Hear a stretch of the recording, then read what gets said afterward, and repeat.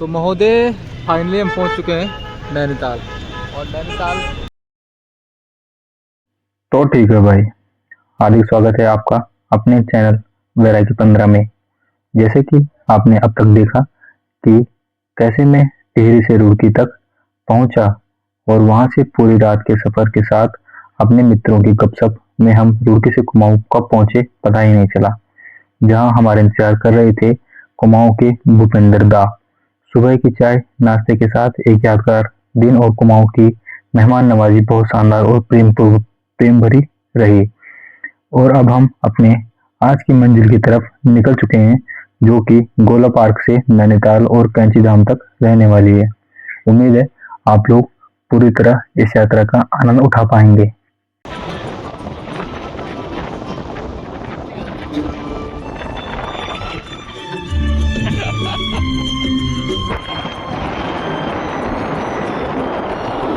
वैसे तो पहाड़ हर जगह लगभग एक जैसे ही होते हैं, पर लेकिन यहाँ पहाड़ हमारे जैसे नहीं है। यहाँ के पहाड़ इतनी हाइट वाले नहीं है। और अभी हम मैदानी क्षेत्र में हैं, जो कि हल्द्वानी का है।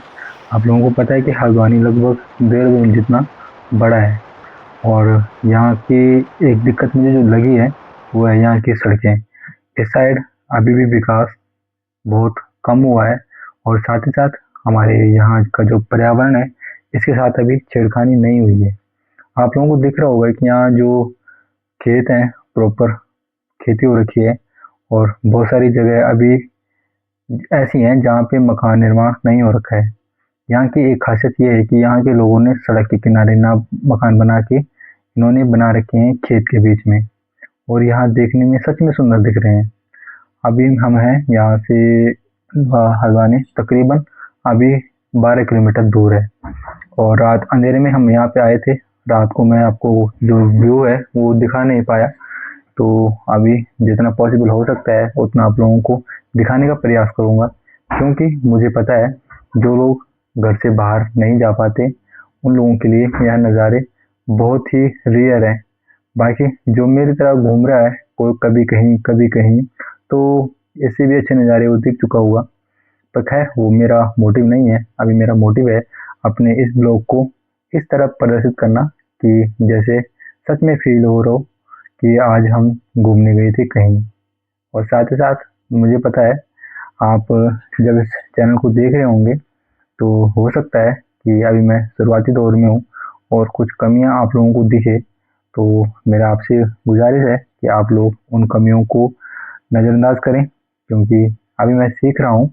और मुझे पता है कि जिस दिन मैं सीख जाऊँगा पूरी तरह से, उस दिन आप लोग मेरा ब्लॉग पसंद भी करेंगे, और साथ ही साथ जो मैं ब्लॉग अपलोड करूँगा वहाँ आप लोग पहली बारी में देख लेंगे।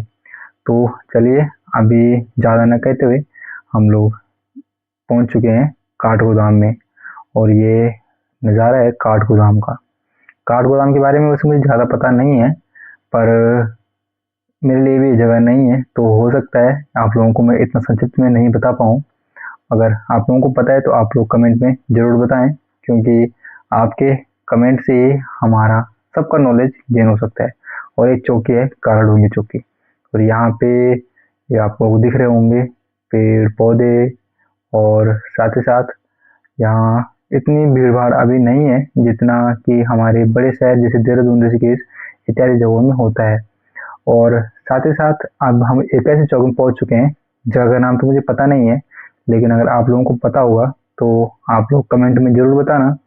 और अभी हम एक ऐसे चौक में पहुंच चुके हैं जहां हमको यह छोलिया नृत्य, जो कि कुमाऊं की एक संस्कृति है, आपको यहाँ उनके स्तंभ इस तरह लगाया गए हैं जैसे कि वह सच में नाच रहे हैं। और इनको आपने कहीं ना कहीं यूट्यूब, फेसबुक या अन्य प्लेटफॉर्म पे ज़रूर देखा होगा। इनका जो डांस होता है बहुत ही शानदार होता है। तो चलिए अभी हम निकलते हैं यहाँ से आगे और मिलते हैं आगे। और अब ये रास्ते और असीन असीन होना शुरू हो चुके हैं कुछ इस तरीके से। यह है, ये नदी है, कोई नदी का नाम मुझे पता नहीं है। वैसे सच बताऊँ तो मुझे कुमाऊं के बारे में इतनी जानकारी नहीं है, ये मैं पहली बार आ रहा हूँ। तो जैसे जैसे जानकारियाँ बढ़ेंगी वैसे वैसे आप लोगों को डिटेल में बता पाऊँगा। और दूसरी बात यह है कि मैं कोई बैक टेस्टिंग करके नहीं आया था, मैं तो बस बुलावा आया और चलने वाला, बस इतना हुआ। बाकी कोई प्लान नहीं था, ऐसा कोई प्रॉपर प्लान नहीं था कि इतने लोग जाएंगे। ये जो साथ में मेंबर जुड़े हैं, ये इनका भी कोई कंफर्म नहीं था, खाली यहाँ से ऐसा था कि 2 बंदे जाएंगे, एक बंदा वो भाई रास्ते में जुड़ गया। ठीक है, अच्छी बात है, अच्छे लोग हैं। और दूसरी बात क्या है कि इनके साथ मुझे अपना तो लगता है, अपना तो इसलिए लगता है क्योंकि ये लोग दिमाग से ना सोच के दिल से सोचते हैं। तो चलिए मिलते हैं आगे। कभी कभी हमारे साथ कुछ ऐसा हो जाता है जिसकी हमें कोई पहले से प्लानिंग नहीं होती है या पता नहीं होता है। कुछ ऐसा ही हमारे साथ भी हुआ। हम यहाँ से निकले हुए थे डायरेक्ट कैंची धाम के लिए, लेकिन रास्ते में प्लान हुआ चेंज। और जितना कि मुझे पता था, और ये पता मुझे अभी चला है, और मैं आज जैसे आपको पता ही होगा कि मैं ये जो वीडियो हूँ बाद में एडिट कर रहा हूँ, तो पहले जो हमारा प्लान था यहाँ से सीधे सीधे जाएंगे कैंची धाम, लेकिन रास्ते में क्या हो गया कि हमारे जो मित्र हैं इनका हो गया मन परिवर्तन। तो इन्होंने कहा कि पहले हम नैनीताल में थोड़ी बहुत एंजॉय करेंगे और उसके बाद हम निकलेंगे आगे कैंची धाम के लिए। और एक बात यहाँ की माननी पड़ेगी, यहाँ बड़ा हिल स्टेशन है और क्राउड भी ज़्यादा है, साथ ही साथ सड़कें इतनी विकसित नहीं है यहाँ पे जितनी होनी चाहिए थी। हालांकि लोग विकसित हैं, लोग स्वरोजगार है लोगों के पास, और साथ ही साथ यहाँ के जितने भी लोग हैं वो मुझे लगभग अच्छे। तो मान्यवर यहाँ से हम करेंगे कपड़े चेंज, क्योंकि मैं जब घर से निकला था इन्हीं कपड़ों में निकला था, और वहाँ मुझे लगा था पहले हम वहाँ जाएंगे कैंची धाम जो मेरा मेन उद्देश्य था, उसमें यही कपड़े थे, वहाँ से मुझे कपड़े चेंज करने थे। पर लेकिन अभी हम नैनीताल जा रहे हैं, तो क्या है कि प्लान यहीं से करते हैं, उन कपड़ों को चेंज कर लेते हैं। वैसे इतना कुछ खास है नहीं, ठीक है जो भी है। तो ठीक है भाई, हम रुके हैं एक लोकेशन पे जो कि बहुत ही खूबसूरत है, और यहाँ पे चल रहा है फ़ोटोशूट कुछ इस तरीके से, और मौसम काफ़ी धुंधला आज का रहने वाला है। और ये मिली है बंदूक, एक वीडियो बनाया मैं कहा गुज्जर है, देख लो लक्कड़ बढ़िया खींचेगा टिंकू भाई गुज्जर है। टिंकू तो महोदय हम पी रहे हैं चाय, ये बाबा कैंची धाम के नाम से ही है।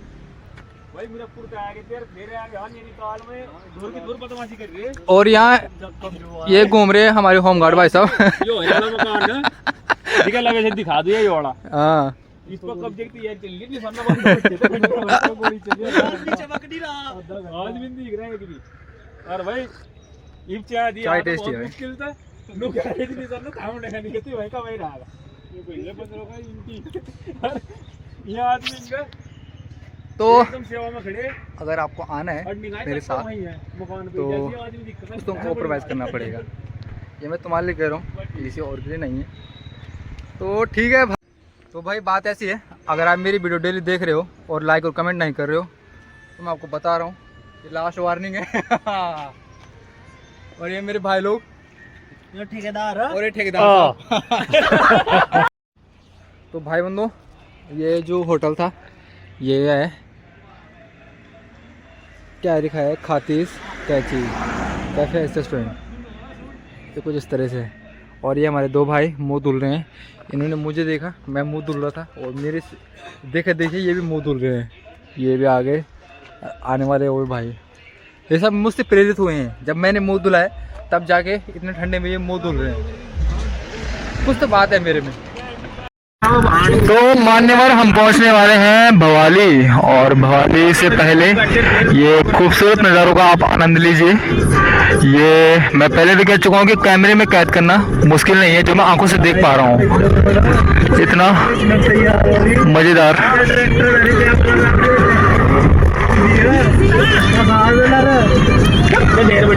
बहुत अच्छा है, क्या ही बताऊँ। हाँ बहुत बढ़िया। बाकी ड्राइव कर रहे हैं इस टाइम हमारे अनुज भाई, और ये बैठे अपने कादिल भाई टिंकू भाई। इन्होंने कल आज जो एक कारस्तानी करी थी अभी थोड़ी अच्छी लग रही है। चलिए जी, बाकी मिलते हैं आगे। अभी हम पहुंच चुके हैं। इस जगह का नाम है दो गांव। कहने में थोड़ा और सुनने में थोड़ा अजीब लग रहा है, लेकिन क्या कर सकते हैं, इस जगह का नाम ही कुछ ऐसा है। लेकिन गांव जैसा माहौल मुझे यहाँ देखने को नहीं मिला। यहाँ मैंने देखा कि कैफ़े, रेस्टोरेंट और सामने खराब हो रखी है गाड़ी, स्कूल वैन। इनसे भी हमने कहा कि यदि कोई आपको हेल्प की आवश्यकता हो तो आप कह सकते हैं, लेकिन इनका बड़ा दिल था तो इन्होंने कहा कि नहीं। और हम निकल चले अपने आगे मंजिल की तरफ। और जैसे कि आप लोग भी देख पा रहे हैं कि खूबसूरती से बड़ा यहाँ नैनीताल, जो कि आनंदमय है। और अभी हम पूरे नैनीताल नहीं पहुँचे हैं। अभी हम यहाँ से नैनीताल में ख्याल से 28 किलोमीटर के लगभग है। तो देखते हैं अभी आगे, तो बहुत लंबा सफ़र है, तो क्या होता है।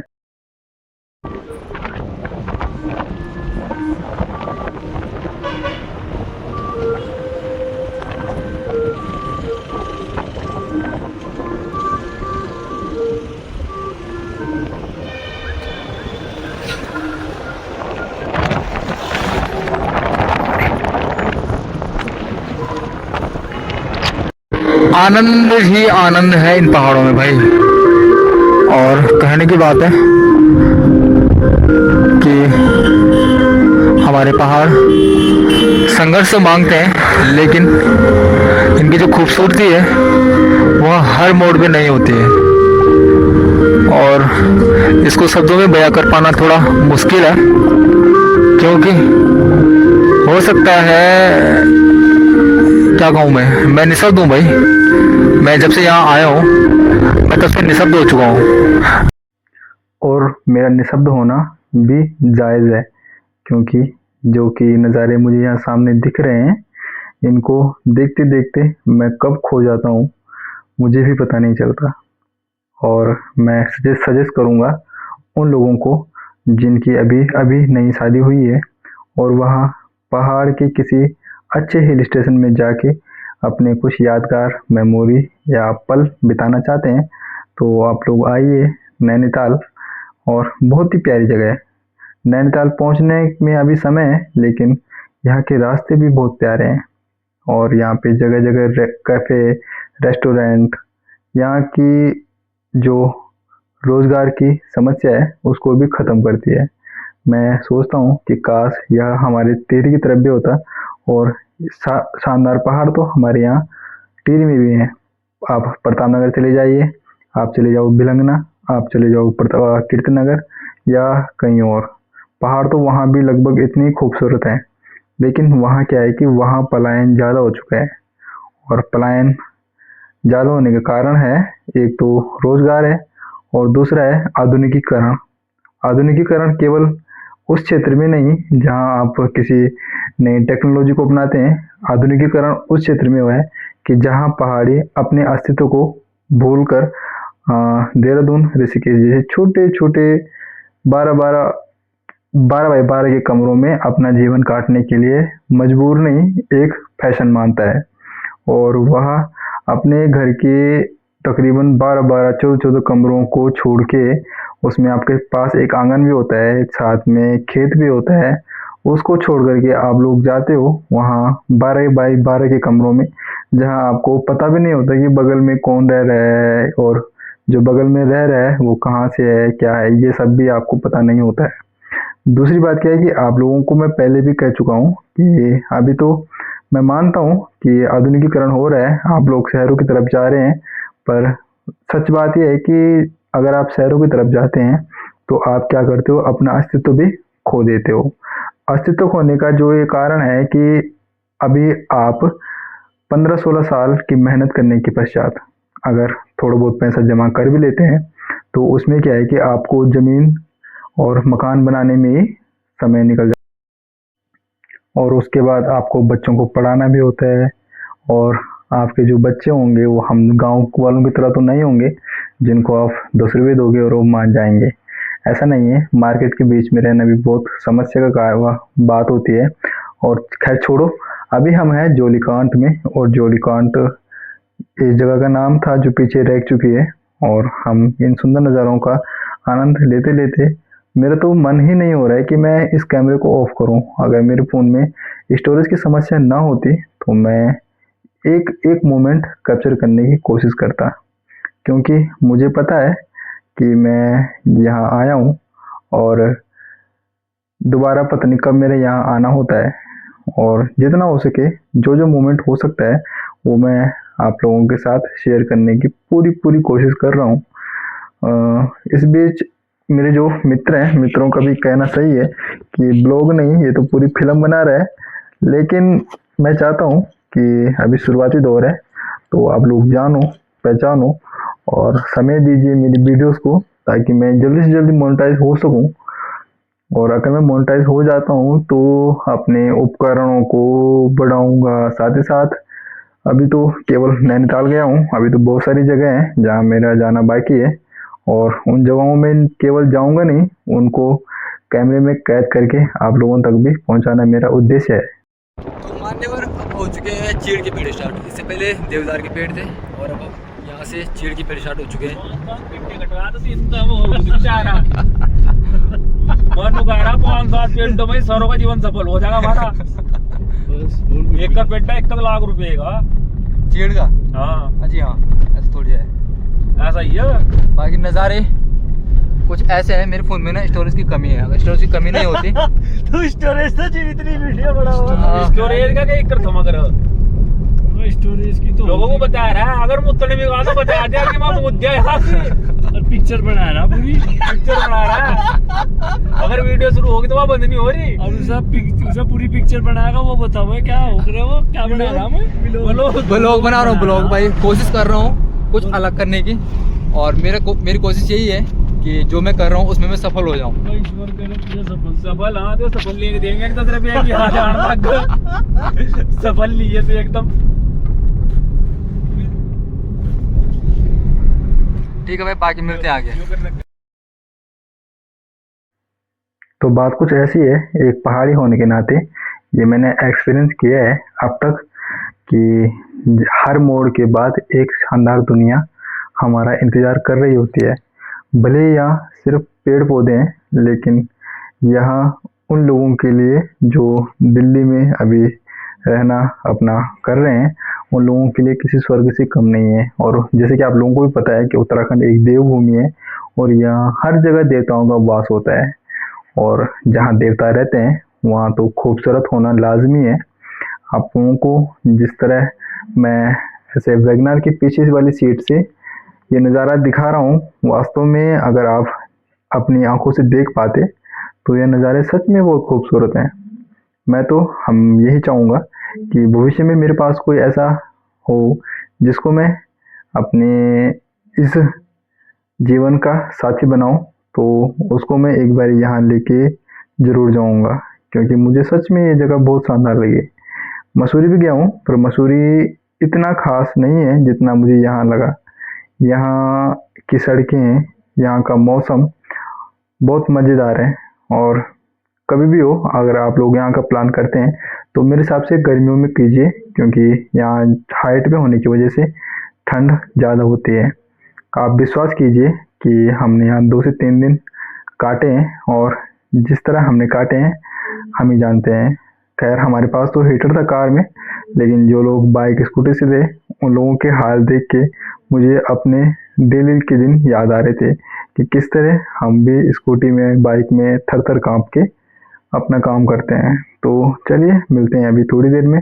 बाकी थोड़ी ही देर के बाद हम पहुंचने वाले हैं नैनीताल, तो देखिए क्या होता है नैनीताल में। मिलते हैं।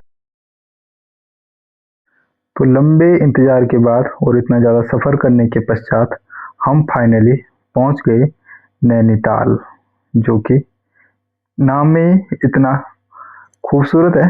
तो सामने पे आप लोगों को दिख रहा होगा कि कितना ही खूबसूरत है। और यहाँ की जो एक बात है, यहाँ पे क्राउड बहुत ज़्यादा है, बहुत दूर दूर से लोग यहाँ देखने आते हैं। और यहाँ सबसे अचंभित करने वाली जो बात है वो इस तरह से है कि हम किस तरह से बिल्कुल जीरो से ऊपर आ रहे हैं, और यहाँ आते ही हमको इतनी बड़ी झील दिखना एक आश्चर्य की बात है। और इसका जो स्रोत है उसका भी अभी तक कुछ मुझे पता नहीं, या किसी को पता है, अगर आप कोई कमेंट कर सकता है तो बता सकता है मुझे भी। जिससे मुझे भी जानने का मौका मिले। बाकी अभी वीडियो को ज़्यादा लंबा ना करते हुए और मिलते हैं अगले पार्ट में और देखते हैं कि हमने नैनीताल में क्या क्या मज़े करे और कैसा हमारे यहाँ एक्सपीरियंस रहा। साथ ही साथ ये खूबसूरत नज़ारे। अभी तो केवल नैनीताल पहुँचा हूँ, नैनीताल के बाद अभी हमको चिताई जाना है, जो कि जहाँ हमारे गोलू देवता और साथ ही साथ जहाँ हमने गाना कैंची धाम, जहाँ हमारे नीम करोली बाबा जी का आश्रम है। और यहाँ पे हमको सबसे ज़्यादा दिक्कत जो हो रही थी वो थी पार्किंग की।